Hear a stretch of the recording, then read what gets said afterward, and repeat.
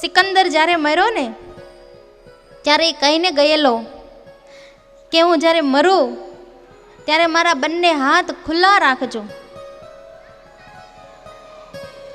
પૂછવામાં એવું શું કામ? મારે જગતને સંદેશો દેવો છે કે સિકંદરે ઘણું બધું ભેગું કર્યું, બધા પાસેથી લઈ લીધું, પણ સિકંદર આવ્યો ત્યારે ખાલી હાથે આવ્યો અને અત્યારે જાય છે તોય ખાલી હાથે જ જાય છે. આ લોકોમાંથી કોઈ વસ્તુ આપણી સાથે આવવાની નથી. લાડવા કરીને દે ને એમાંય પણ ઘી વિના ના દે.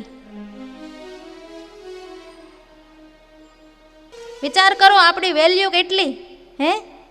આપણી કિંમત શું? કિંમત ક્યાં સુધી છે? જ્યાં સુધી આમાં જીવ છે ને ત્યાં સુધી. આમાંથી જીવ નીકળી જશે ને પછી કોઈ આપણી કિંમત નહીં કરે. એક કલાકે મોડું થશે ને તો કે હટ કાઢો, મોડું થાય છે, દી આથમી જશે. એક કલાક પણ કોઈ વધારે ઘરમાં રહેવા નહીં દે.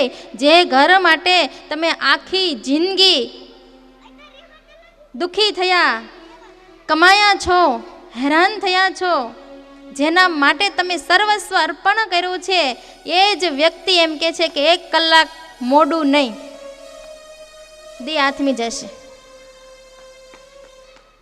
કેટલો સ્વાર્થ દુનિયાની અંદર છે.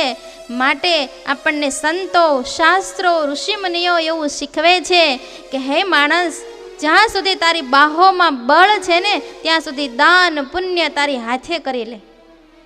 કોક ઉપર આધાર ન રાખ.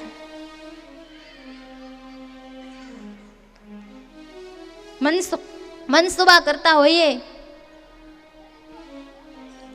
કે કંઈક સારું સત્કર્મ કરવું છે, સત્કર્મ કરવું છે, એમ કરતા કરતા આખી જિંદગી વહી જાય, કાંઈ સત્કર્મ હાથે ન થાય હો. માટે ભગવાને સુખિયા કર્યા હોય, ભગવાને તમને દીધું હોય ને તો ક્યાંક ધર્માદાની અંદર વાપરવું, હાથે કરી લેવું, કોઈકના આંસુ લૂછી લેવા.